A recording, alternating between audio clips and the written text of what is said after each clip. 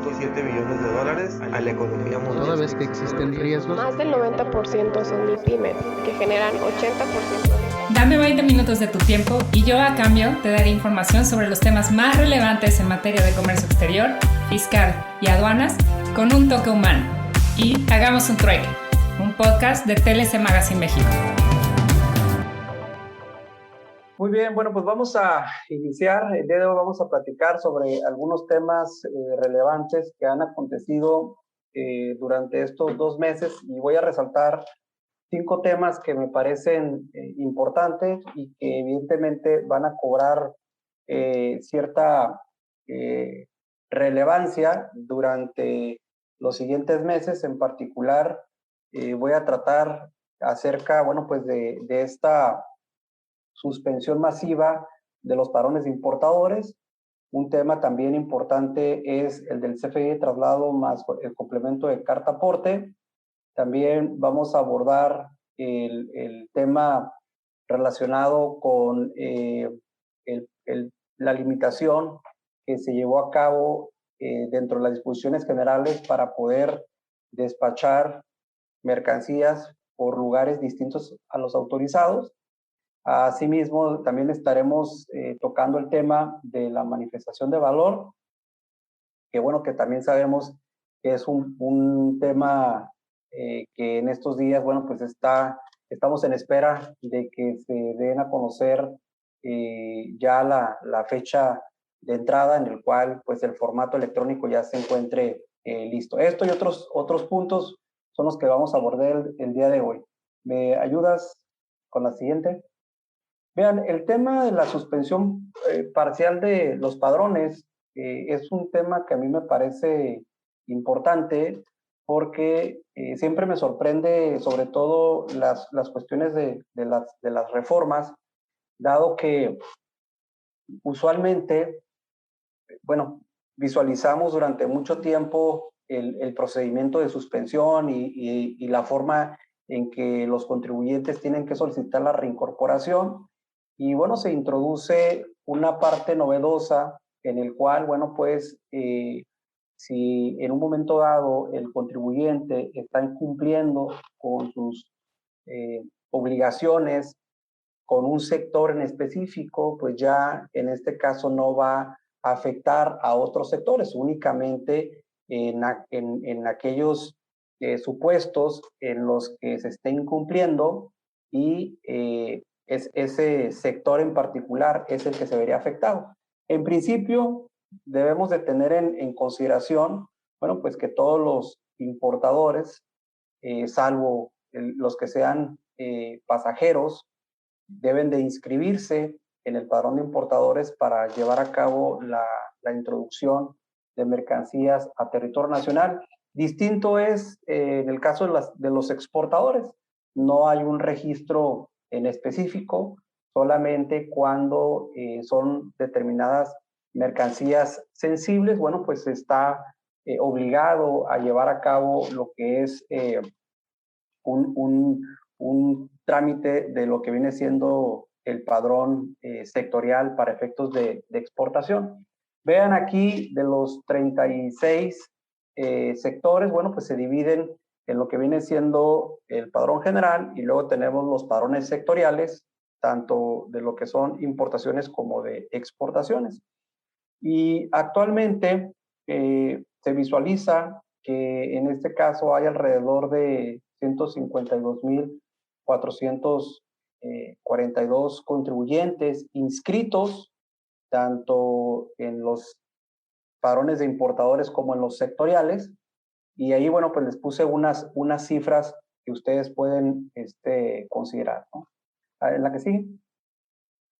Sabemos, pues, que cuando un contribuyente se inscribe en los padrones, tanto en el general como los sectoriales, pues debe de cumplir ciertos requisitos al momento de que requiera, pues, hacer este tipo de gestiones. No obstante, no solamente es que se cumplan las obligaciones al momento de realizar la gestión, sino muchas de estas son de cumplimiento permanente, es decir, el hecho de estar activo, estar al corriente del cumplimiento de sus obligaciones fiscales, mantener lo que es la e-firma activa y sobre todo los medios de contacto del buzón tributario, pues esas son obligaciones de cumplimiento permanente, tanto para lo que viene siendo el padrón general como para los padrones sectoriales, porque recordemos que en el tema de los sectoriales, pues estos se suman a las obligaciones del padrón general, ¿no? Evidentemente, en el caso de las obligaciones específicas, pues sabemos que hay 36 sectores, pues dependiendo del tipo de sector en el cual me encuentre autorizado, pues yo debo de cumplir esas obligaciones en particular. Y adicionalmente, pues no debo de ubicarme en algunas de las 46 causales que actualmente contempla, en este caso, la regla 133, ¿no? Aquí es interesante porque no todas las causales de suspensión pues se relacionan con operaciones de comercio exterior, o sea, muchas de ellas están vinculadas con la actividad fiscal, ¿no? Sobre todo el tema de las altas o bajas de domicilio, en el cual si tienen registrados los establecimientos sucursales, si está cumpliendo con las obligaciones fiscales, si tiene lo que es la e-firma vigente, si se le ha generado algún crédito fiscal por alrededor de los 100,000 pesos, y ya va a haber otras obligaciones que sí se relacionan más con los trámites de importación o exportación en su caso, ¿no? La que sigue. Ahora, ¿cuál fue de los cambios importantes? Como saben, el día 19 de julio se publicó un comunicado por parte de la Secretaría de Energía conjuntamente con el Servicio de Administración Tributaria, básicamente en el cual pues informan que alrededor de 82 empresas fueron suspendidas del padrón, en este caso sectorial, relacionado con el tema de hidrocarburos y combustibles. Obviamente no se desconoce cuál fue la causa original, ¿no? o la causa de origen por el cual en este caso se le suspendió. Podemos interpretar de que evidentemente hubo un incumplimiento, pero si ese incumplimiento derivó de los requisitos básicos de cumplimiento permanente que acabamos de comentar, o en su caso se incumplió con alguno de los supuestos que establece, en este caso, en ese supuesto, la causal 40 relacionada con el sector de 13 de hidrocarburos, en donde veamos que, por ejemplo, señala uno de los supuestos cuando no se cuente con el permiso vigente relacionado con la ley de hidrocarburos. Ese puede ser un motivo por el cual la autoridad pues haya cancelado estas empresas. El otro es que realicen o hayan realizado operaciones o contratado servicios con sujetos que no cuentan con los permisos respectivos en términos, evidentemente, de la ley de hidrocarburos. Es decir, si una empresa que se dedica a importar este tipo de productos realiza la enajenación a otras empresas que no tienen el permiso, en este caso de la Secretaría de Energía, en ese sentido, bueno, pues ya se ubica en un supuesto de incumplimiento, ¿no? Otro supuesto es en el caso, por ejemplo, cuando no presenten la autorización para realizar operaciones a través de los medios de conducción, de los distintos medios de conducción, que puede ser, sobre todo en este giro, tuberías o ductos, ¿no? Entonces, ese es otro supuesto en el cual la empresa pudiese estar en incumplimiento.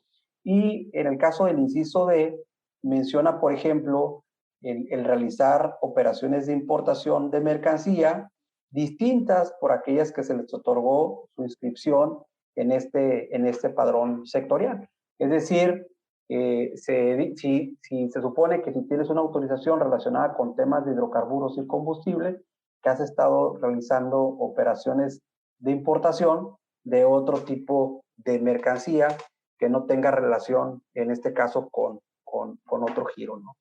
Entonces, obviamente aquí la parte que estamos es interpretando de que posiblemente esas 82 empresas se ubicaron en alguno de estos supuestos, ¿no?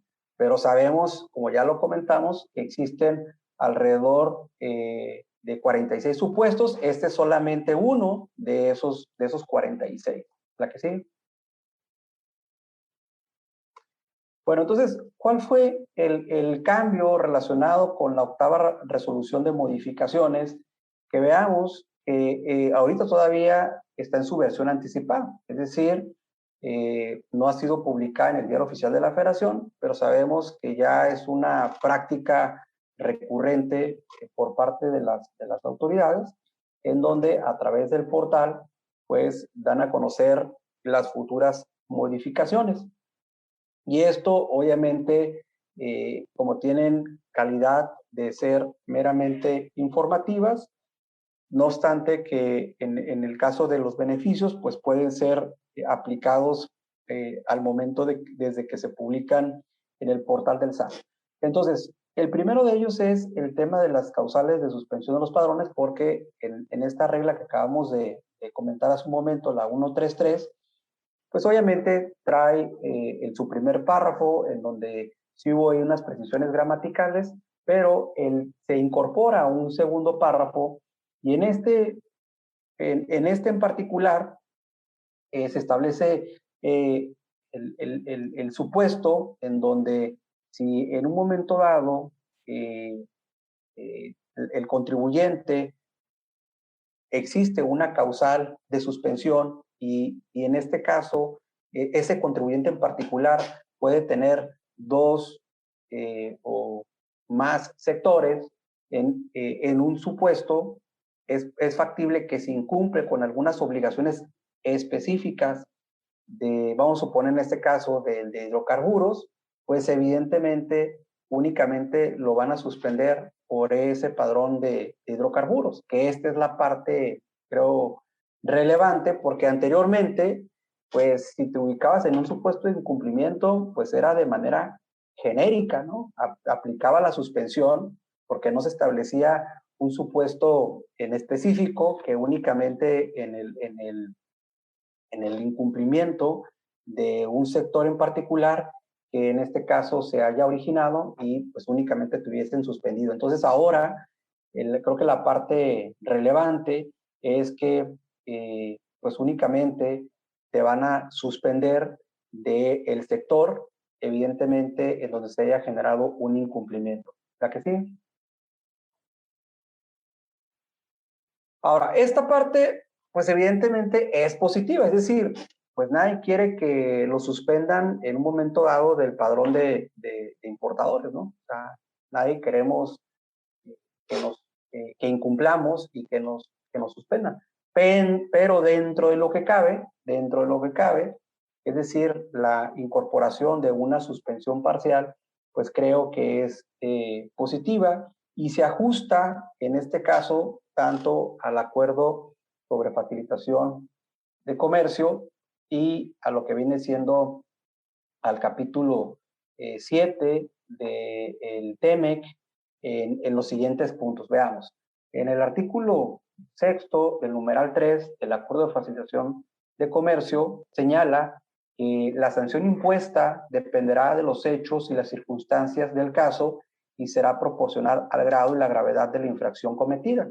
En este caso, pues es dable interpretar de que si únicamente estoy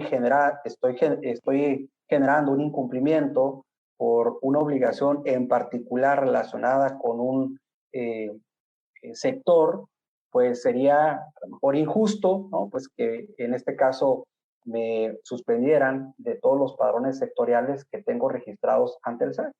Entonces creo aquí que se está valorando pues ese incumplimiento y únicamente me van a aplicar lo que en este caso corresponde, ¿no? En el caso del artículo 7.18, en su numeral 3, establece, por ejemplo, en el TEMEC, que cada parte asegurará que cualquier sanción impuesta por su administración aduanera por incumplimiento de sus leyes, regulaciones o requisitos procedimentales aduaneros depende de los hechos y circunstancias del caso, incluida cualquier infracción previa por parte de la persona que recibe la sanción y es proporcional al grado y gravedad del incumplimiento. Entonces, esta modificación que se encuentra en la versión anticipada de esta octava resolución de modificaciones de las reglas generales de comercio exterior, creo que es positiva, ¿no? Nos regresamos una antes también para comentarles otro punto. Vean, también se modificó la regla 134. ¿De qué nos habla la 134? Pues es el procedimiento que tiene que llevar a cabo el contribuyente para solicitar la reincorporación al padrón, en este caso de importadores o los sectoriales.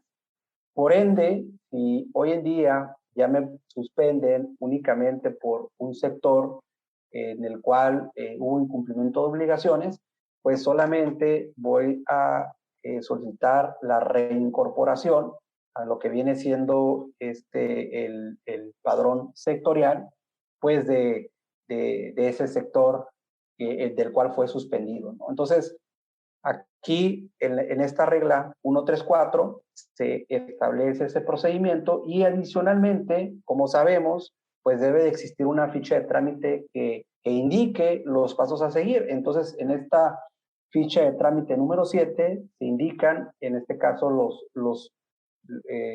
las fases que se deben de cumplir para poder reincorporar exitosamente el padrón sectorial del cual me hayan suspendido, ¿no? Que básicamente, en términos generales, es ingresar al portal del SAT y solicitar la reincorporación, en este caso del padrón, y anexar, obviamente, toda la documentación o información que acredite, uno, que no se dejó de cumplir, o en su caso, que ya se cumplió, ¿no? Que sí hubo un incumplimiento de la obligación y que ya en este caso se está cumpliendo, ¿no? Para que en un momento dado lo valore la autoridad y pues ya proceda a lo que viene siendo la reincorporación y continuar con las operaciones de comercio exterior. Entonces, de esto trata la octava resolución de modificación.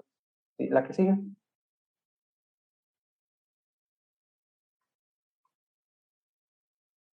Y la siguiente, por favor.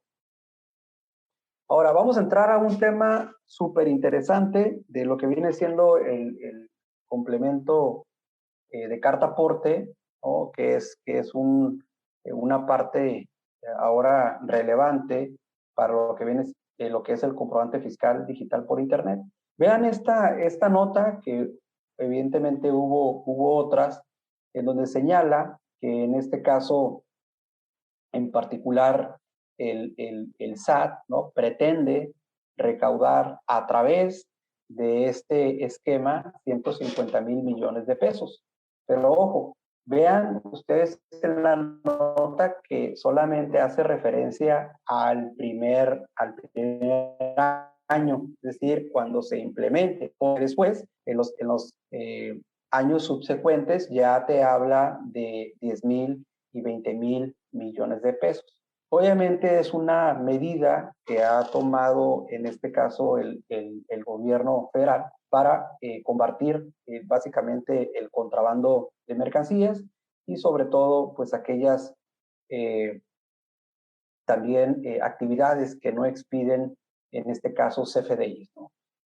Obviamente es un tema importante porque pues va a afectar tanto a los que realizan operaciones de comercio exterior, que ahorita lo vamos a visualizar cómo es que interfiere en el despacho aduanero de las mercancías, y pues también a quien llevan actividades comerciales en territorio nacional. ¿La que sigue?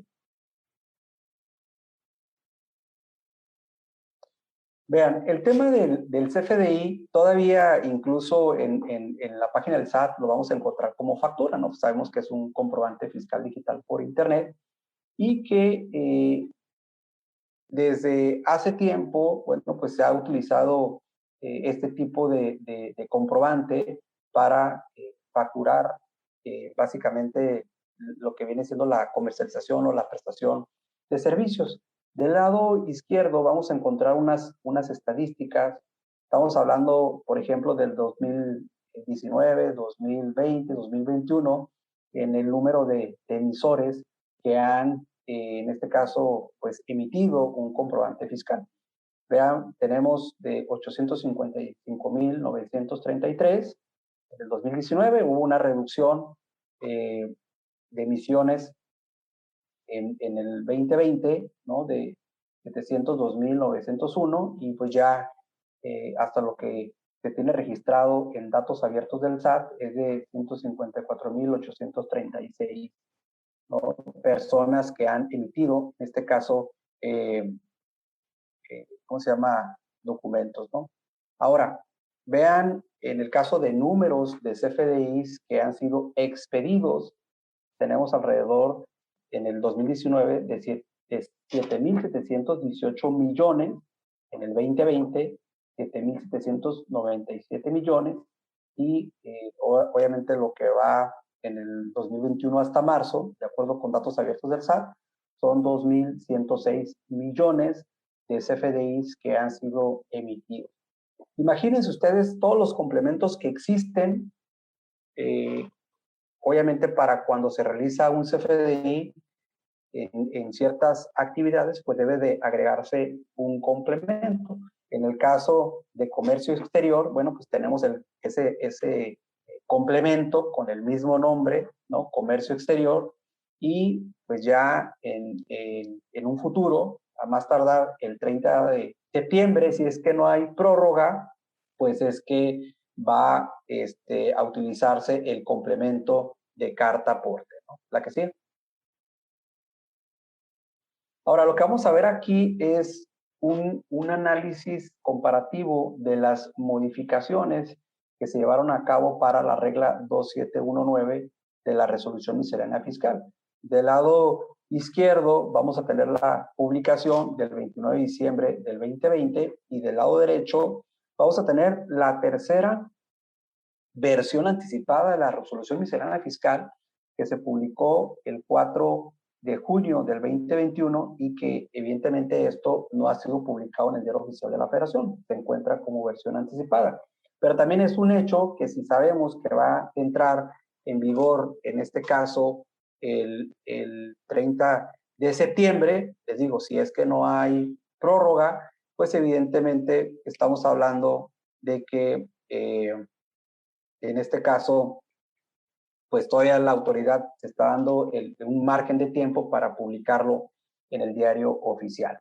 Vean, en este primer párrafo, básicamente lo que destaca es que eliminó la parte de la referencia de mercancías nacionales que forman parte de sus activos. Por ende, cuando dice los propietarios de las mercancías, se entiende en todos sus sentidos. Es decir, si se trata de mercancías nacionales, nacionalizadas o extranjeras, lo cual antes, pues, podíamos interpretar de que se encontraba limitado a únicamente las mercancías nacionales. Otro tema relevante es cuando habla del traslado de las mercancías en territorio nacional por vía terrestre, porque anteriormente señalaba que cuando se trasladaran por vía terrestre de carga que circule por carreteras federales, lo cual daba a entender que únicamente si se utilizaban las carreteras federales era que yo tenía la obligación de emitir ese CFDI con el complemento carta aporte. Derivado de esta versión anticipada, bueno, pues se entiende que en este caso habla en términos generales, por lo tanto, si son vías federales o estatales, evidentemente yo estoy obligado a emitir el CFDI con complemento carta aporte. ¿La que sí? En el caso a ver, si me ayudas una anterior, porque una anterior, esa es, ahí está. En el caso de, a ver, me ayudas una anterior, es que, sí, perfecto, ahora sí, la que sigue.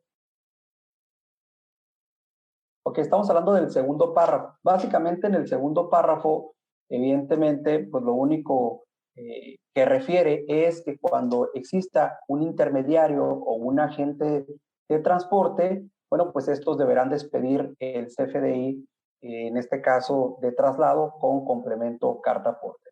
Ojo, el primer párrafo es el que nos refiere cuando es el propietario de las mercancías. Entonces, propietario de las mercancías, sabemos que es CFDI de traslado, complemento, carta aporte.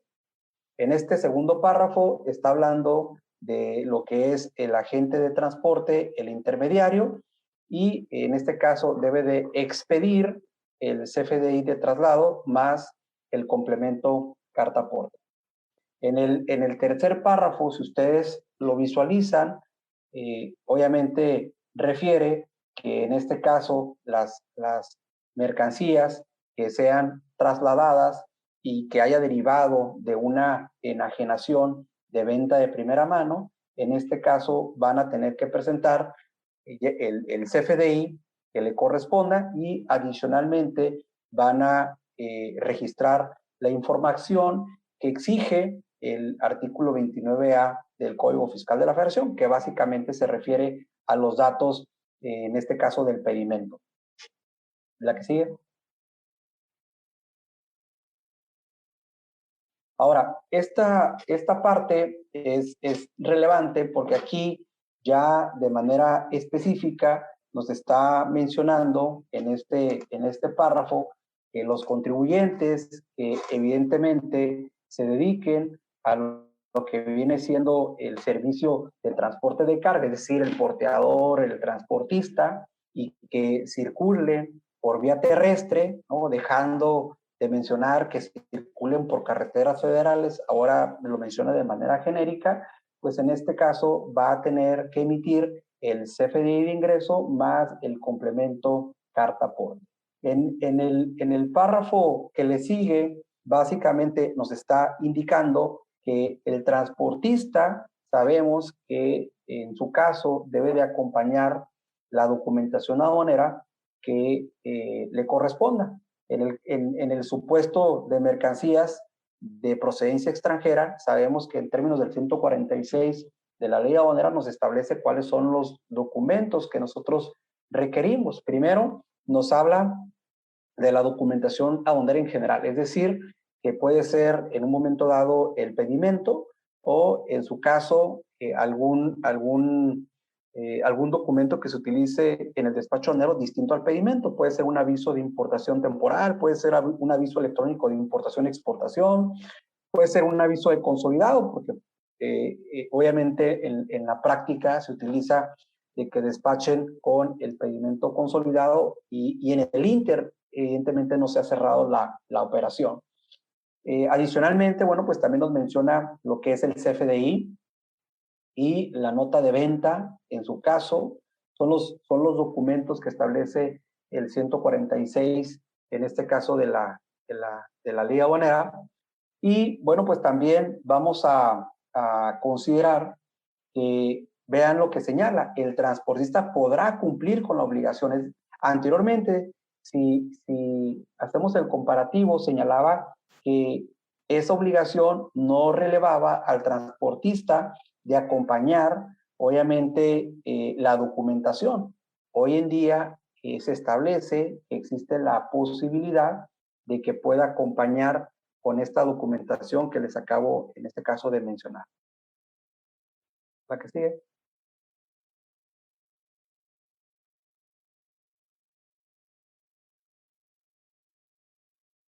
Ok.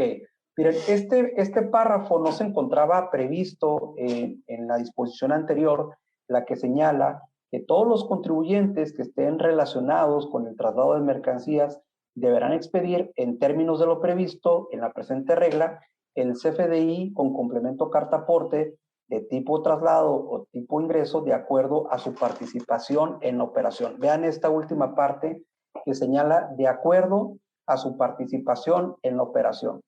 Es decir, si yo sé que yo soy una empresa y que estoy utilizando mis propios medios de transporte, porque a lo mejor soy una empresa IMEX que tiene una van, que tiene un rabón o un tractor con sus cajas respectivas, bueno, pues entonces si yo estoy utilizando mis propios medios de transporte, entonces yo voy a expedir un CFDI de traslado con complemento carta aporte. Ahora, si yo soy el transportista que en un momento dado está facturando directamente a la empresa maquiladora o a la empresa importadora, pues entonces pues yo voy a expedir un CFDI de ingreso más complemento carta aporte. Ahora, vamos a suponer que yo soy un agente de transporte, soy un intermediario, es decir, soy una empresa de logística. Entonces, yo como empresa de logística, yo no tengo medios de transporte, por lo tanto, contrato a un transportista para que le mueva, en este caso, la carga a un importador. En ese sentido, la empresa de logística va a emitir su CFDI de traslado porque ella lo que está facturando es la prestación del servicio de logística con su respectivo complemento carta aporte, y el transportista que es el que le va a facturar a la empresa de logística el servicio que le está prestando entonces el transportista tendría que elaborar el CFDI de ingreso más el complemento carta aporte. ¿Okay? Esa es la mecánica que se está en este caso manejando. Ahora, vamos a suponer que una empresa contrata el envío, ¿no? Una empresa maquiladora, vamos a suponer que contrata el envío para entregar una mercancía en la Ciudad de México. Evidentemente, pues hay un lapso, ¿no?, de recolección de las mercancías hasta el aeropuerto. Entonces, una vez que se recolectan esas mercancías, se entregan al aeropuerto, pues ahora sí que quien presta el servicio aéreo hace su traslado de las mercancías hasta la Ciudad de México. Una vez que arriban a la Ciudad de México, se vuelve a prestar el servicio de transporte terrestre para recolectar esas mercancías del aeropuerto y entregarlas ya a su destino final. Como ven, ahí fue una combinación de transportes, ¿no? De transporte terrestre con transporte aéreo. Y esto es un punto importante porque recientemente que volvieron a salir las preguntas frecuentes en el portal del SAT, ahora sí que mini portal de la carta aporte, pues se señala que ahora es factible poder registrar diferentes medios de transporte, en este caso en la emisión de un CFDI. Entonces, esto pues es relevante porque aquí estamos ofreciendo un servicio multimodal, ¿ok? Y ya los últimos dos párrafos básicamente hablan sobre el complemento de hidrocarburos y petrolíferos, el cual, bueno, pues es otro supuesto que todavía está pendiente. El que sigue. Bueno, haciendo un resumen de lo que comenté hace un momento, lo concentré en esta lámina. Básicamente lo que tenemos es la empresa que realiza el traslado de las mercancías, es decir, el transportista debe de emitir un CFDI de ingreso más el complemento carta aporte. Al brindar el servicio, debe de emitir este documento cuando lo lleve a cabo vía terrestre, férrea, marítima, aérea o en el caso de que sea fluvial, ¿no? A través de ríos. En el caso del agente de transporte o intermediario, que una parte importante es que ya salió una definición, por lo menos en las preguntas frecuentes, que cuando hablamos de agente de transporte o intermediario, se refiere a que es la persona que presta el servicio de logística para el transporte de las mercancías, ¿no? Que era básicamente el ejemplo que habíamos puesto hace un momento. Y bajo este supuesto, entonces el agente de transporte o intermediario pues emite un CFDI de traslado más carta aporte. ¿Y cuándo lo va a hacer? Bueno, pues previo al traslado. Tal vez esto pues va a cambiar la forma de trabajo de muchas empresas, porque en ocasiones el documento se elaboraba ya hasta que se entregaba la mercancía, o a lo mejor en el traslado se elaboraba. Sin embargo, bueno, pues ahora deja claro que debe ser con antelación al traslado de la mercancía. De igual manera, en el caso del propietario con medios de transportes propios, en este caso se señala que debe de emitirse el CFDI de traslado más el complemento carta aporte. En ese sentido, pues vemos que solamente tenemos dos opciones, ¿no? O emitimos el CFDI de ingreso más el complemento carta aporte, o en su caso el CFDI de traslado más el complemento carta aporte.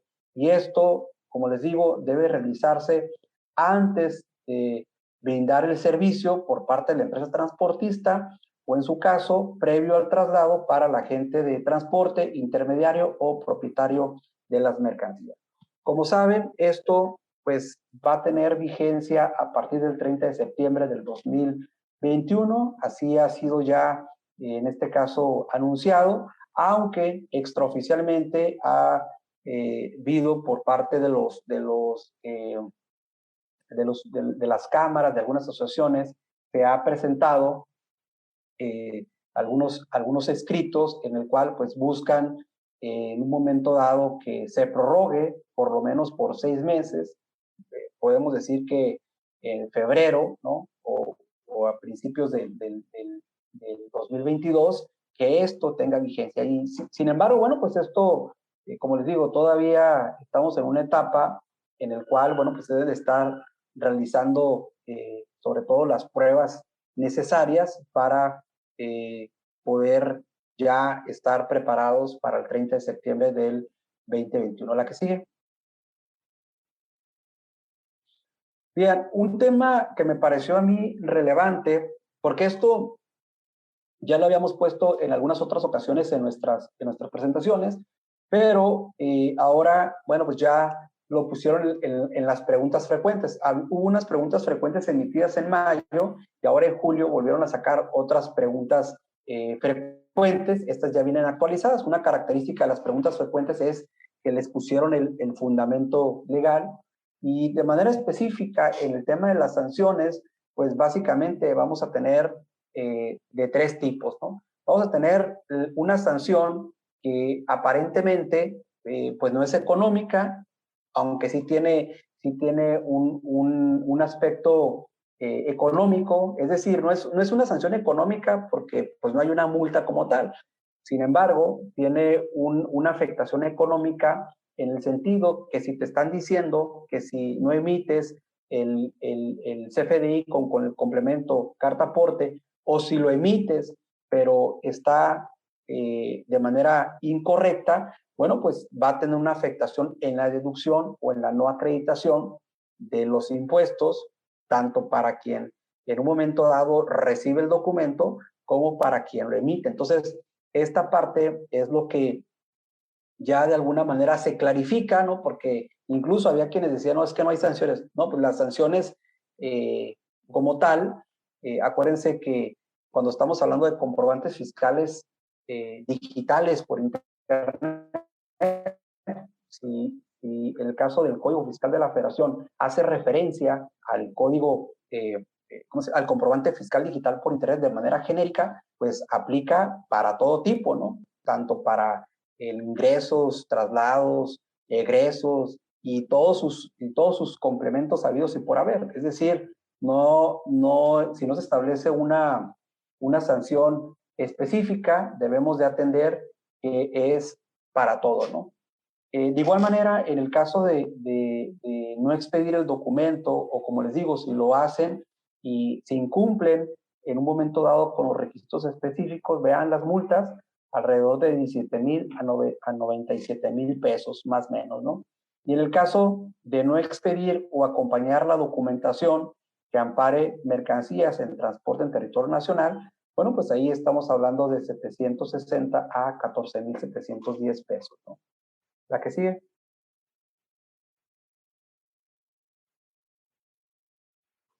Fíjese, una pregunta que me han hecho con frecuencia es, y de hecho hay unos puntos que señala en este caso las preguntas frecuentes del SAT, pero no viene obviamente esta. ¿Quién es la autoridad responsable para revisar el CFDI y sus complementos? Ya sabemos que quien lo está promoviendo pues es el caso del Servicio de Administración Tributaria, ¿no? Sin embargo, bueno, pues debemos de atender también ya a nivel, en este caso, reglamento, cuál de las unidades administrativas en un momento dado sería que quien cuenta con atribuciones para poder sancionar el incumplimiento de esta obligación. En ese sentido, vamos a detectar que prácticamente la Administración General de Auditoría Fiscal Federal y lo que es la Administración General de Autoridad de Comercio Exterior son quien cuentan con atribuciones, en este caso, para sancionar básicamente lo que viene siendo el incumplimiento de esta obligación de emitir el CFDI con complemento carta aporte o en su caso emitirlo sin cumplir en un momento dado con los requisitos que ahorita vamos a comentar a continuación. Entonces aquí vean que tenemos dos supuestos. ¿Me ayudas con la que sigue? Una es la Administración General de Autoridad Fiscal Federal y la otra es la Administración General de Autoridad de Comercio Exterior. Y las dos, prácticamente su redacción es muy similar. Dice ordenar y practicar visitas domiciliarias a los contribuyentes a fin de verificar el cumplimiento de las obligaciones fiscales relacionadas con la expedición de comprobantes fiscales digitales por Internet, así como solicitar la exhibición de los comprobantes que amparen la legal propiedad. Entonces vean aquí cómo señala, así como de solicitar la exhibición de los comprobantes que amparan la legal propiedad, posesión, tenencia, estancia o importación de las mercancías que enajenen. Ahora, hay una parte importante porque aquí, como lo acabo de comentar, habla de ordenar y practicar visitas domiciliarias. No obstante, si esto puede realizarse a través de una verificación, en este caso, en transporte, porque si es una verificación en transporte, en todo caso, quien tendría competencia en un momento dado sería la Administración General de Aduanas. ¿La que sigue? Vean, esta es la estructura del complemento de carta aporte. Aquí lo voy a mencionar de manera genérica.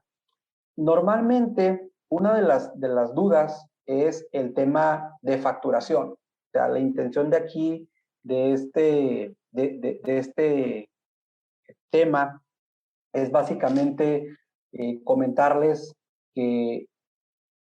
cómo se conforma la estructura del complemento de la carta aporte. No es ver el cómo voy en un momento dado a pagar, porque acuérdense que un CFDI en su estructura se compone de dos partes. La primera, que se relaciona con los datos del emisor, el receptor, los conceptos, los impuestos que en este caso se generan, y la segunda parte básicamente se refiere al llenado del complemento de la carta aporte. Aquí voy a destacar solamente algunos puntos porque se vinculan con el tema del despacho para efectos de importación o de exportación. Veamos que obviamente viene una estructura genérica en donde viene la versión del transporte internacional, la entrada y salida de mercancías, vía entrada y salida y el total de distancia recorrida, y posteriormente vienen lo que son los nodos, por ejemplo, en el caso de las ubicaciones, ya el tipo de autotransporte y las figuras. Entonces, vamos a mencionar ahorita la relacionada con los datos generales. La que sigue. Veamos aquí brevemente cómo es que yo tengo que capturar, por ejemplo, la versión, el transporte internacional. Aquí estoy seleccionando sí, y todo lo que está de amarillo es que son campos obligatorios. Cuando yo selecciono no es cuando estoy llevando a cabo un traslado de mercancías a nivel interno, en territorio nacional, y obviamente no me pide cierta información. Aquí, les digo, de la perspectiva es verlo desde el despacho de importación-exportación. Por lo tanto, si yo declaro el transporte internacional, es requerido que yo llene los campos de entrada y salida de mercancías, vía entrada-salida y el total, en este caso, de distancia recorrida. Entonces, veamos aquí cómo es que le puse sí, puede ser una entrada, puede ser una salida, si es autotransporte federal u otro tipo de medio de transporte, incluso el total de la distancia recorrida, que este es un tema pues que ha generado cierto análisis, porque imagínense, ¿no? Que ustedes van a importar mercancía de Estados Unidos hacia México en tráfico terrestre y pues que tienen que saber pues cuántos kilómetros en un momento dado se van, en este caso, a recorrer, ¿no?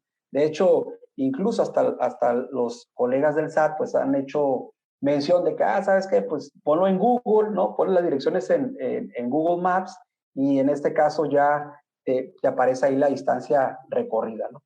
La que sigue.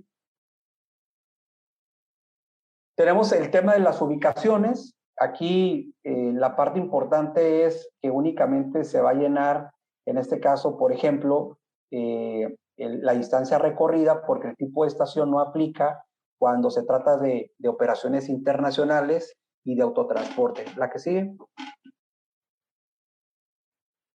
De esta parte me llama la atención el autotransporte federal, en particular los datos del permiso.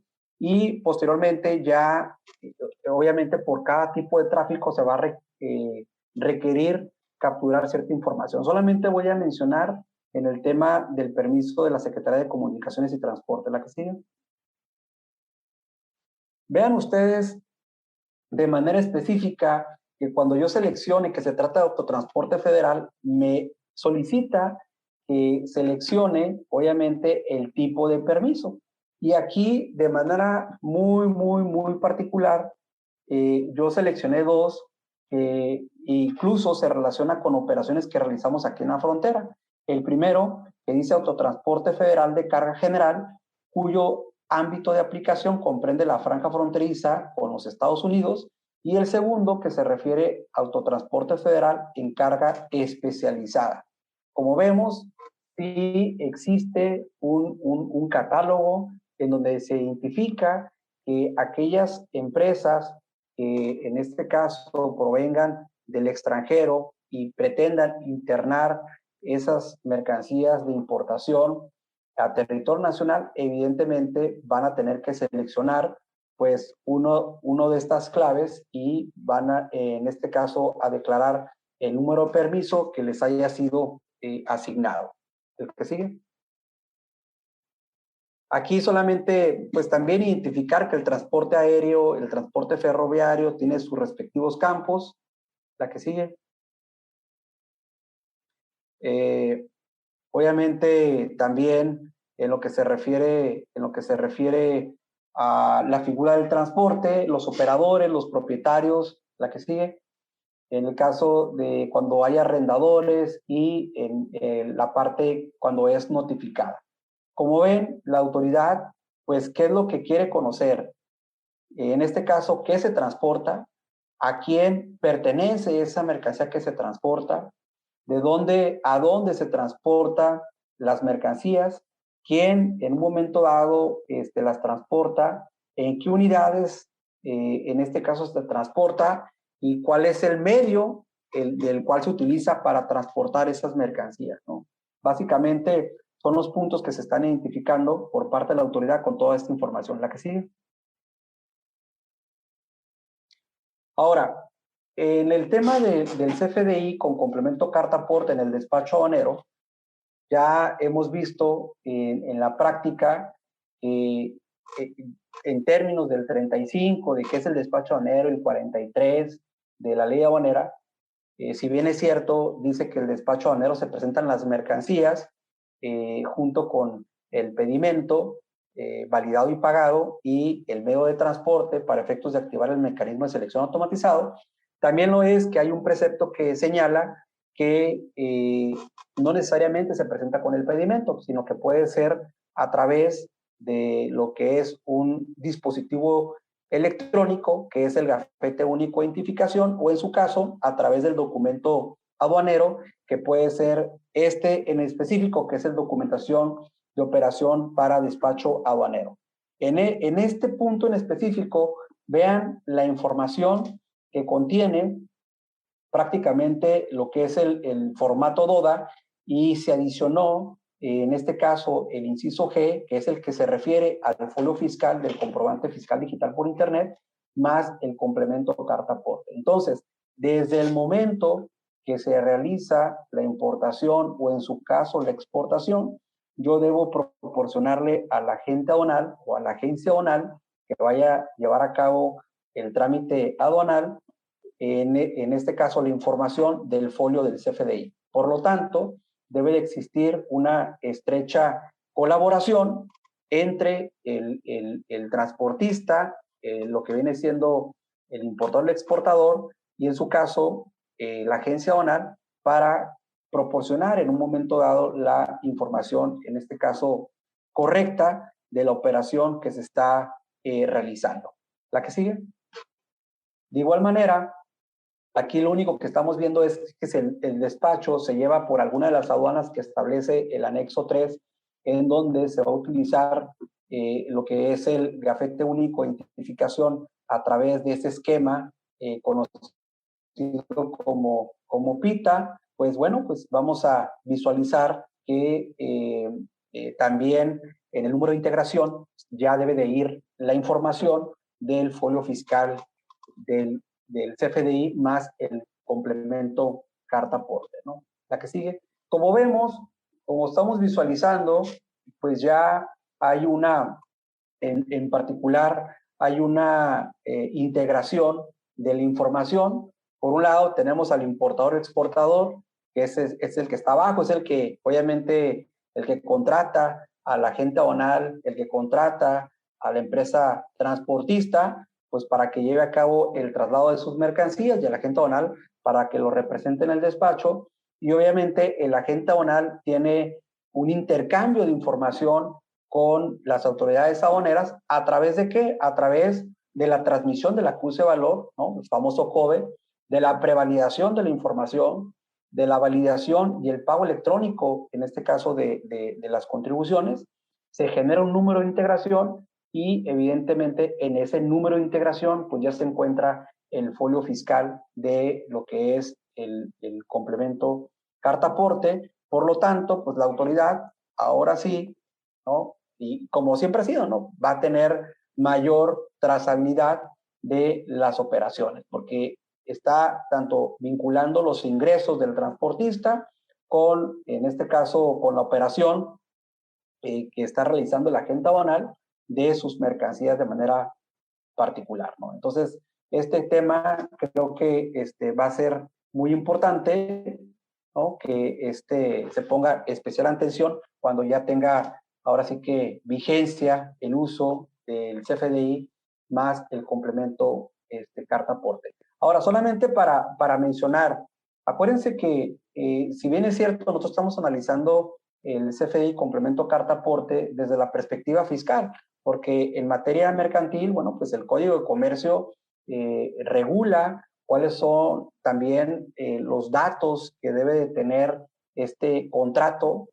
También en el caso de la Secretaría de Comunicaciones y Transportes hay una circular del 2015 en donde te señala cuál es la información que debe tener, en este caso, la carta deporte. Y bueno, aquí evidentemente pues es dable interpretar de que a través de este documento fiscal pues estaría acreditando ahora sí que de manera conjunta con las otras áreas, ¿no? Es decir, cuando se celebre un contrato entre el porteador y el remitente de las mercancías, ¿no? Para que se las destine a una empresa en particular, pues creo yo que con el CFDI pues se acredita que hubo una prestación de ese servicio, ¿no? y obviamente pues de ahí se generan todas las obligaciones y los derechos que establece básicamente el Código de Comercio, ¿no? La que sigue. Ok, bueno, en este otro supuesto, aquí lo que estamos en este caso visualizando es una de las últimas modificaciones que sufrió lo que viene siendo la regla 241. Como sabemos, el despacho aduanero de las mercancías señala que debe de hacerse por los lugares autorizados, ¿no? En días y horas hábiles, como señala básicamente el anexo 4. Por lo tanto, bueno, pues las mercancías deben de ser despachadas por las 49 aduanas. Sin embargo, el SAT, pues sabemos que cuenta con atribuciones para autorizar el despacho por los lugares distintos a las aduanas. Esto evidentemente lo va a hacer en función de la naturaleza de las mercancías, del volumen, o también, bueno, se sabe que puede ser por un tema de eficiencia y facilitación en el despacho de las mercancías. Entonces, resulta ser que en un momento dado se reforma la regla 241. Y aquí la característica en particular es, en un momento dado, no se dio a conocer en las versiones anticipadas. O sea, no todo se da a conocer en las versiones anticipadas, y esto puede ser una razón porque, imagínense, ¿no? Desde antelación sabes que te van a eliminar una prerrogativa, pues lo más lógico es que van a surgir críticas, ¿no?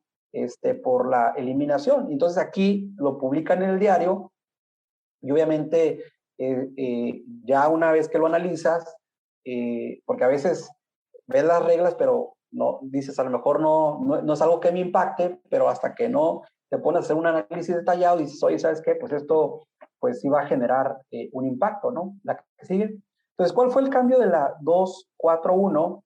Pues vean, básicamente se está agregando la parte que yo les puse subrayada, y de ahí pues le sigue el tema de las mercancías, cuáles fueron las que se limitaron.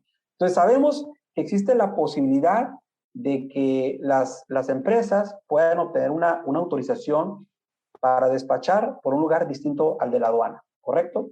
Entonces aquí se agregó que únicamente se puede otorgar esta autorización, o en su caso la prórroga, porque los permisos tienen vigencia de 3 años. Entonces, si alguien tiene un permiso de 3 años y obviamente ya está por fenecer y quiere solicitar una prórroga, pues si no estás dentro de esos supuestos, pues no te lo van a autorizar. Entonces, aquí señala que las empresas productivas del Estado, sus organismos subsidiarios y empresas productivas subsidiarias únicamente van a ser autorizadas para ese tipo de mercancías, ¿no? Entonces, primero, básicamente, tenemos, en este caso, primero tenemos que son los hidrocarburos, los productos petrolíferos, dice incluso los mezclados con componentes que no provengan del petróleo o gas natural, los petroquímicos y sus especialidades, así como biocombustibles, incluyendo el listado en los sectores el 12, el 13 y el anexo 14 de las reglas generales de comercio exterior. Entonces, estamos hablando prácticamente de hidrocarburos, petrolíferos, etcétera, ¿no? La que sigue. Adicionalmente, bueno, pues algunos precursores químicos, como es el fentanilo, metanfetaminas, químicos esenciales, los minerales, incluyendo los que se clasifiquen en los capítulos 25 y 26, cuando se trate de la salida de mercancías del territorio nacional. Entonces, ¿qué es lo que visualizamos aquí? Bueno, pues que esas mercancías no van a poder ser despachadas en lugares distintos a los autorizados, es decir, que tendrían que, en este caso, desaduanarse, ahora sí que en las aduanas, de manera específica, y no en aquellos lugares especiales solamente, como lo vimos, las empresas, en este caso, del Estado. Entonces, si alguien ya contaba con una autorización, pues únicamente mientras dure esa autorización, va a poder llevar a cabo el despacho por esos lugares distintos a los autorizados, y una vez que fenezca, pues ya en un momento dado no va a ser factible poder desabonar en esos lugares. Esto pues trae como consecuencia pues incrementos en los costos logísticos, ¿no? Y evidentemente pues si se encarece el costo logístico, pues eso al final del día pues repercute en los bienes que ya se ponen a la venta al consumidor final. Entonces eso básicamente es lo que en un momento dado va a generar. ¿A la que sigue? Bueno, aquí básicamente lo que estamos viendo es que es una disposición que ha tenido una modificación involutiva, es decir, si partimos de la base que en las reglas pues se van creando, en este caso, ciertas modificaciones para otorgar derechos, pues aquí pues estamos viendo lo contrario, ¿no? Pues se están quitando, que fue algo muy común, como lo que sucedió, ustedes recordarán, el 24 de julio del 2020, en donde a las empresas certificadas en materia de IBJET, pues les quitaron los beneficios que tenían y solamente les dejaron, en este caso, 5 beneficios, ¿no? Entonces, esto, pues, evidentemente, pues sí genera un alto impacto en la operación. Y aquí podemos visualizar que se atenta contra dos artículos de manera específica. El primero de ellos, bueno, pues que se supone que las autoridades van a dar a conocer de manera previa. Yo sé que establece que en la medida de lo posible, ¿no? Pero si en otras ocasiones se ha hecho de esa forma, ¿cómo visualizamos que en ocasiones cuando se afecta algún derecho del contribuyente no se dan a conocer de manera anticipada, sino que simplemente se publican en el diario oficial de la Federación, ¿no? Y el otro supuesto es que se establece de manera clara en el acuerdo sobre facilitación comercial que los operadores autorizados obviamente tienen la facilidad de poder llevar a cabo el despacho de las mercancías en los locales del operador autorizado, que es básicamente la figura del despacho en domicilio, pero también menciona o en otro lugar autorizado por la autoridad. Entonces, creo yo que esto, evidentemente, a lo mejor debiera la autoridad de modificar para que aquellas empresas que cumplan con determinados requisitos, que a lo mejor pueden ser adicionales, pero que se les otorgue esta posibilidad de llevar a cabo el despacho por lugar distinto al autorizado, ¿no? Básicamente es de lo que trata esta reforma de la regla 241. La que sigue.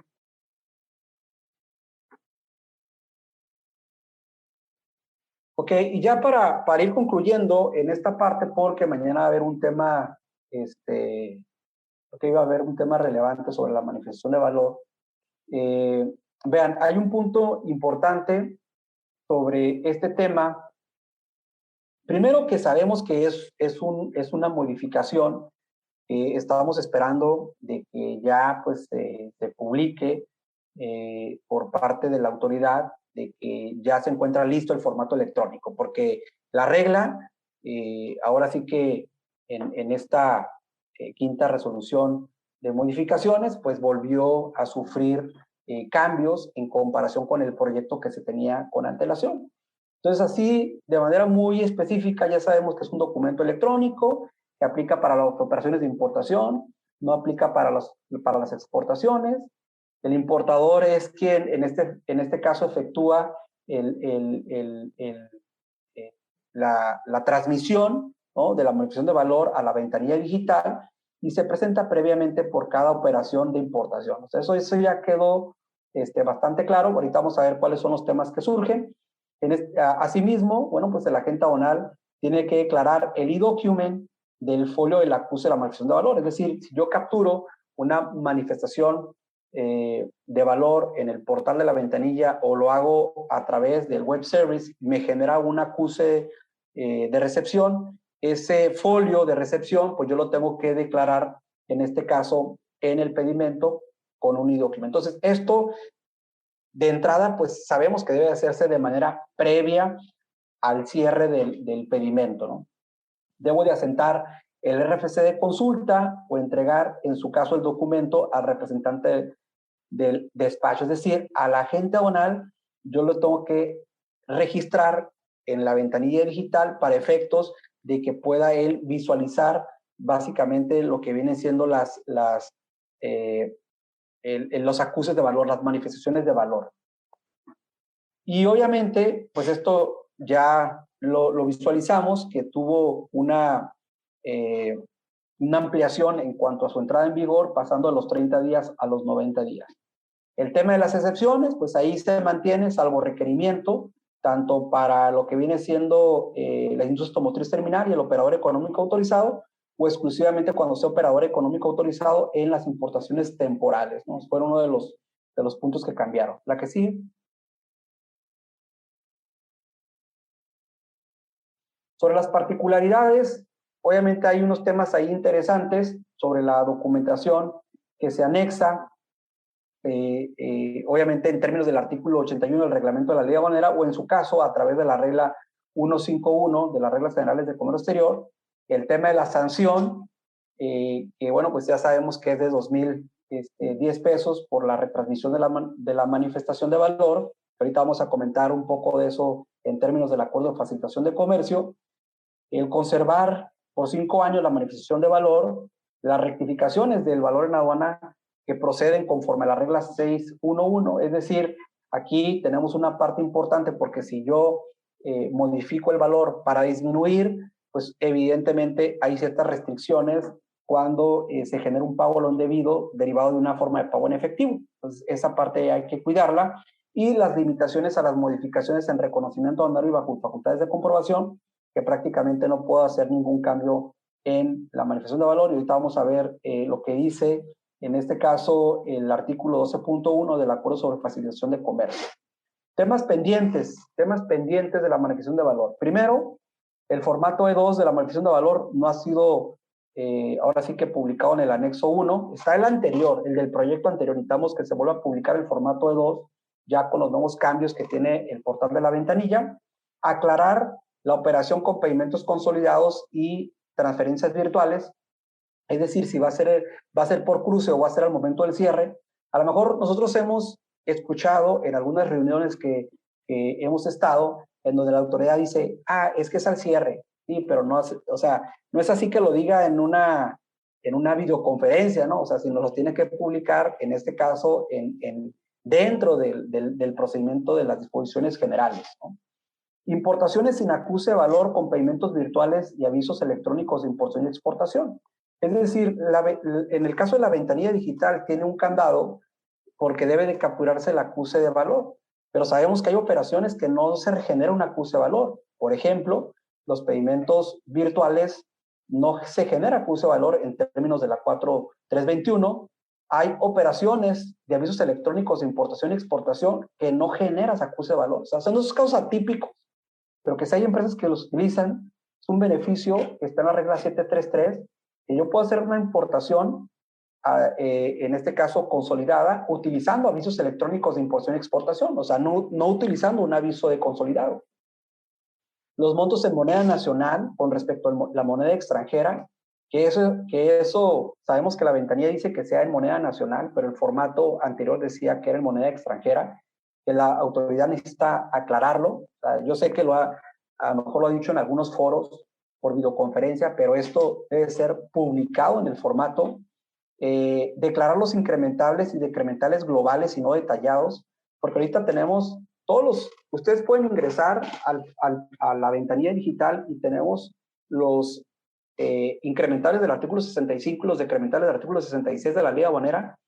Sin embargo, te ponen un campo para todo, pues. Entonces, aquí pues debe de hacerse de manera segregada. Por ejemplo, ¿qué tal si a lo mejor pagué en una fecha el transporte y luego el seguro lo pagué en otra fecha?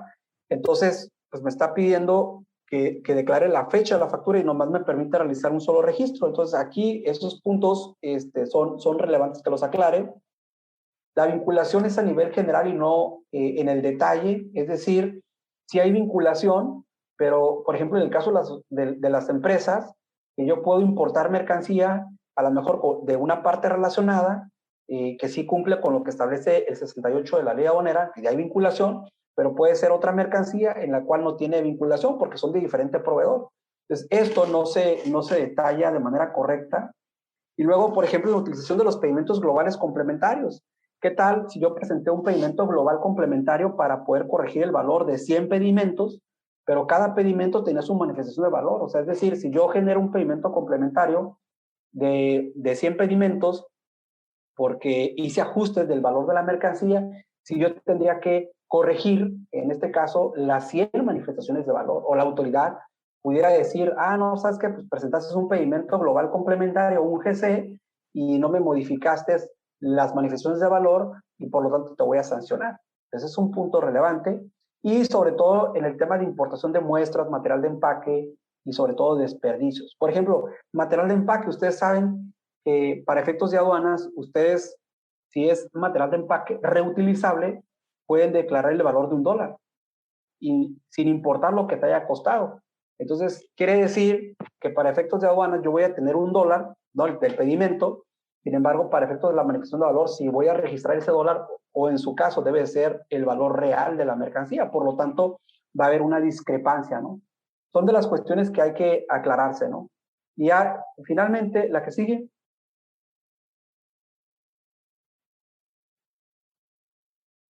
Vean lo que señala, en este caso, el artículo 12, en particular, en el numeral 1, en el párrafo 1.1, señala: los miembros coinciden en la importancia de asegurar que los comerciantes sean conscientes de sus obligaciones en materia de cumplimiento, ¿no? ¿Sabes qué?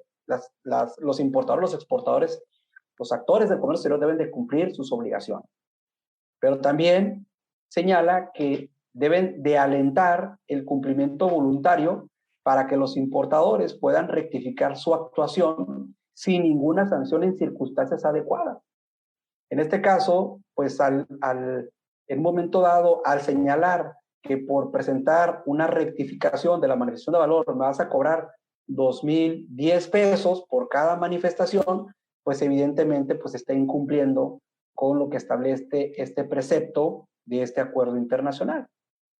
Y concluye diciendo, y de aplicar medidas en materia de cumplimiento con objeto de iniciar medidas más rigurosas respecto de los comerciantes que no cumplan. Es decir, me está sancionando, ¿no?, por un error, el cual pues no tengo toda la información y la documentación al momento de la importación, y el tenerla de manera anticipada, pues a lo mejor me puede generar más gastos por estadías, demoras, etcétera, ¿no? Entonces creo que es importante analizar este precepto porque, bueno, pues está ahí se está incumpliendo desde mi perspectiva este precepto que establece el artículo 12, como les digo, del Acuerdo de Facilitación sobre Comercio. La que sigue. Bueno, ya finalmente, recordemos esta frase: si consideras que el cumplimiento es costoso, pues prueba el no cumplimiento, ¿no? Ese te genera, como saben, más gastos. Bueno, por mi parte sería todo. Pues perfecto, pues Richard, después de tantas felicitaciones que tienes como toda la vida, me da mucho gusto. Y Isaí, si nos pones aquí para la colección del maestro Ricardo Méndez, por favor. Richard, pues... No, gracias a todos. Sorry ahí por la falla de la conexión. Hagamos un trueque. Trade & Low Custom Magazine, TLC Asociados, te otorgan el presente reconocimiento al maestro Ricardo Méndez Castro por hacer un trueque en la plática virtual con el tema Trópicos importantes del comercio exterior y aduanas, y la 8ª resolución de modificación de las reglas generales de comercio exterior 2020, el día 21 de julio de 2021. Richard, uno más a la colección. Gracias por tu interesante plática y estamos viéndonos todavía. Hemos llegado al final del trueque de hoy. Muchas gracias por acompañarnos. Esto fue Hagamos un trueque vía Zoom, un evento de TLC Magazine México. Si te gustó esta plática, no olvides compartir cada evento con tus contactos, para que así continuemos esparciendo conocimiento y nos mantengamos actualizados. Encuentra todas nuestras pláticas a través de nuestra plataforma de educación en línea ingresando a www.tldc.com. www.tlcmagazinemexico.com.mx en la sección de cursos, donde podrás verlos nuevamente sin costo. Si estás interesado en algún tema específico, envíanos un mensaje a través de las redes sociales de TLC Magazine México y buscaremos un experto que pueda aclarar tus dudas. Esto fue Hagamos un Trueque.